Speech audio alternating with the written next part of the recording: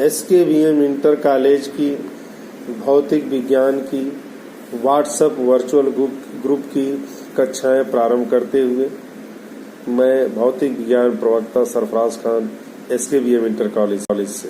प्रिय छात्रों, आज हम लोग गॉस का प्रमेय या गॉस के नियम की चर्चा करेंगे। सबसे पहले हम समझेंगे कि गॉस का प्रमेय कब लगाया जाता है और कहाँ लगाया जाता है। जैसा कि पहले हमने पढ़ा भी कूलाम्स लॉ से हम दो आवेशित कणों के बीच में हम लोग वैद्युत क्षेत्र ज्ञात करते हैं। ठीक उसी प्रकार गॉस के प्रमेय से भी आवेशित कणों के आसपास हम वैद्युत क्षेत्र की क्या करते हैं, गणना करते हैं। फर्क कूलाम्स लॉ और गॉस लॉ में ये है केवल कि गॉस का प्रमेय हम वहां लगाते हैं जहां कूलाम का नियम लगा पाना क्या होता है, कठिन होता है। गॉस के प्रमेय को पढ़ने से पहले हमको कुछ बेसिक कॉन्सेप्ट पढ़ना होगा, जैसे क्षेत्रफल वेक्टर, एरिया वेक्टर किसको कहते हैं। किसी समतलीय क्षेत्रफल A में परिमाण के साथ साथ दिशा भी होता है। किसी समतलीय क्षेत्रफल कैपिटल A में परिमाण के साथ साथ दिशा भी होता है। क्षेत्रफल की दिशा क्षेत्रफल पर बाहर की ओर खींचे गए अभिलंब की दिशा होती है। जैसा कि आप चित्र में यहाँ देख रहे हैं, हमने समतल में एक क्षेत्रफल कैपिटल A खींचा है।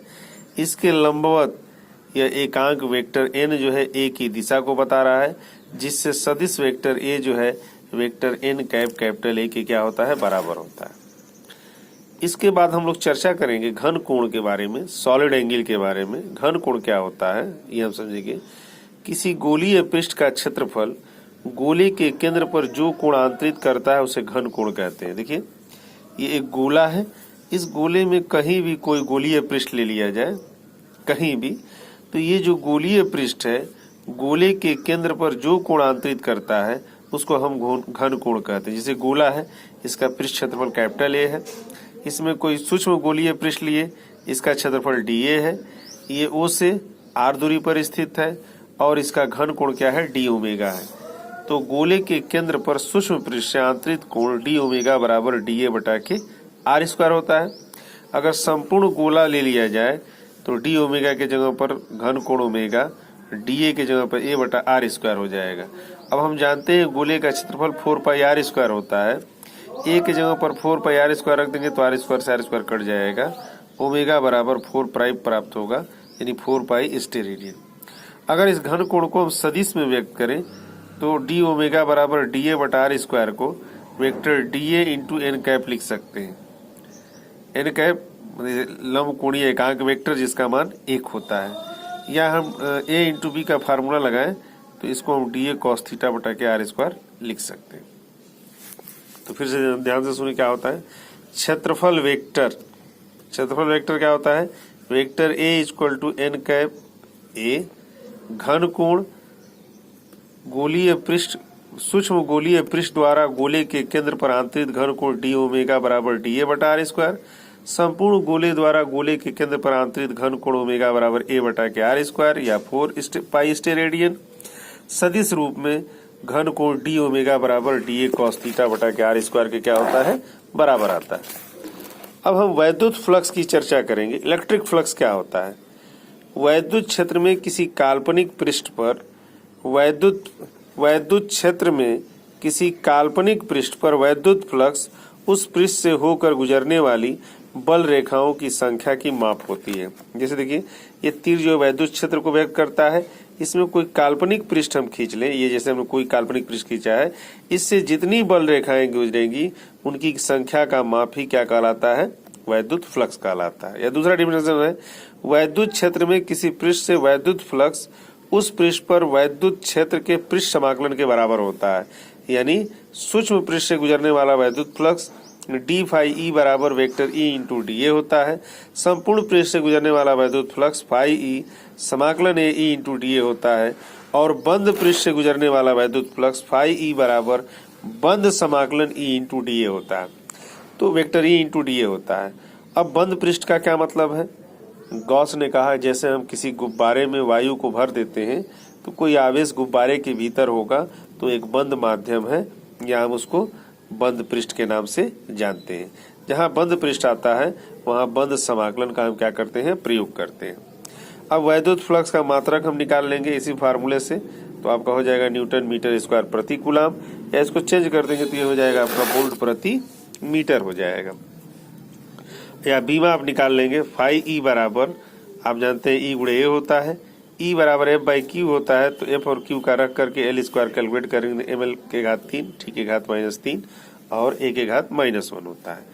अब किसी ने पूछा था कि ई एस यू और ई एम यू का फुल फॉर्म क्या है, तो E S U इलेक्ट्रोस्टेट unit of charge इसको कहते हैं, और दूसरा नाम इसका स्टेट कूलम है और फ्रैंकलिन भी है। ई एम यू का फुल फॉर्म जो है इलेक्ट्रोमैग्नेटिक यूनिट ऑफ चार्ज होता है, और इसका फुल फॉर्म जो है ऐब कूलाम भी है। तो अब साथ ही साथ जो है हम मान भी लिखवाए हैं कि कितने कूलाम के क्या होता है, बराबर होता है। चलिए अब हम आते हैं गॉस के प्रमेय की हम लोग चर्चा करते हैं। गॉस का प्रमेय क्या होता है, किसी बंद पृष्ठ से गुजरने वाला वैद्युत फ्लक्स फाई ई उस पृष्ठ से परिबद्ध कुल आवेश का 1/ε0 गुना होता है। ध्यान सुनिए क्या कहा जा रहा है, किसी बंद पृष्ठ से गुजरने वाला वैद्युत फ्लक्स फाई ई उस पृष्ठ द्वारा परिबद्ध कुल आवेश Q का 1/ε0 गुना होता है, अर्थात फाई ई बराबर बंद समाकलन वेक्टर E इंटू डी ए Q/ε0 के क्या होता है, बराबर होता है। अब इसकी हम लोग उत्पत्ति करेंगे। उत्पत्ति करने के लिए एक मान लीजिए एक हमने ये ले लिया है, बंद पृष्ठ है या बंद पृष्ठ है। इस बंद पृष्ठ का क्षेत्रफल कैपिटल ए है। इस बंद पृष्ठ के भीतर कोई आवेश है प्लस क्यू, जैसे मान लीजिए एक गुब्बारा है, इस गुब्बारा एक बंद पृष्ठ हो गया, इसके भीतर एक प्लस क्यू कूलाम का आवेश है, जिससे हम लोग जो है वैद्युत फ्लक्स की गणना करेंगे।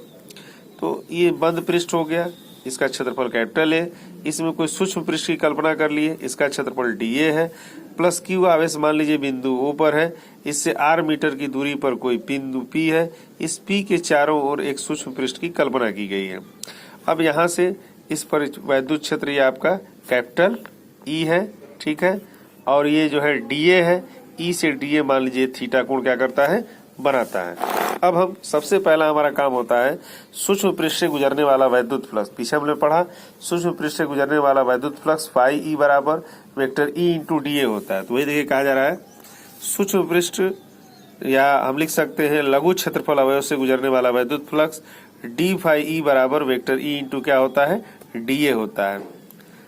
पीछे में फार्मूला लगाया था, सूक्ष्म पृष्ठ से गुजरने वाला वैद्युत फ्लक्स डी फाई ई बराबर वेक्टर ई इंटू डी ए होता है। इस पर स्केलर गुण का परिभाषा लगाएंगे, ए इंटू बी बराबर ए बी कॉस थीटा का, तो ई इंटू डी ए कॉस थीटा के क्या हो जाएगा, बराबर होगा। अब पहले ही से जानते हैं कि ई बराबर 1/4πε0 Q/r² होता है, तो हमने रख दिया। रखने पर डी फाई ई बराबर 1/4πε0 Q/r² D A cos theta हो जाएगा। लेकिन जो डी ए कॉस थीटा बटा r² है हम जानते हैं घन कोण होता है, तो इसके जगह पर हमने यहाँ पर क्या रख दिया, डी ओमेगा रख दिया। अब हम लिखेंगे संपूर्ण पृष्ठ से गुजरने वाला वैद्युत फ्लक्स, तो अब जो डी फाई ई था वो फाई ई हो जाएगा। अब यहाँ समाकलन लगाएंगे तो संपूर्ण हो जाएगा, बंद पृष्ठ है इसलिए गोला भी बनाएंगे, ई इंटू डी ए हो जाएगा। E into d a d phi e के बराबर है, यहाँ पर देखिए डी फाई ई बराबर ई इंटू डी ए के बराबर है, तो ई इंटू डी ए के जगह पर हमने डी फाई ई रख लिया। अभी हम लोगों ने निकाला है कि जो डी फाई ई है Q/4πε डी डब्ल्यू के बराबर है और डी ओमेगा के बराबर है, तो हमने वहां पर रख दिया। रखने के बाद जो है आप देखिए Q/4πε0 को हमने बाहर कर दिया। ये बंद समाकलन डी ओमेगा है। इसका मतलब अगर डी ओमेगा लिखते हैं तो सूक्ष्म घन कोण है, अगर समाकलन लगाते हैं तो संपूर्ण है, इसलिए यह 4π के बराबर हो जाएगा। यहाँ 4π रख करके कटा देते हैं तो फाई बराबर Q/ε0 प्राप्त होता है। फाई बराबर Q/ε0 या फाई ई बराबर हम लिख सकते हैं, इसको देखिए फाई बराबर ई इंटू डी ए भी है, ये भी लिख सकते हैं, और Q/ε0 लिखते हैं, जिससे गॉस थ्योरम की क्या होती है, उत्पत्ति होती है। बहुत बहुत धन्यवाद। फिर अगले अंक में कल मिलते हैं।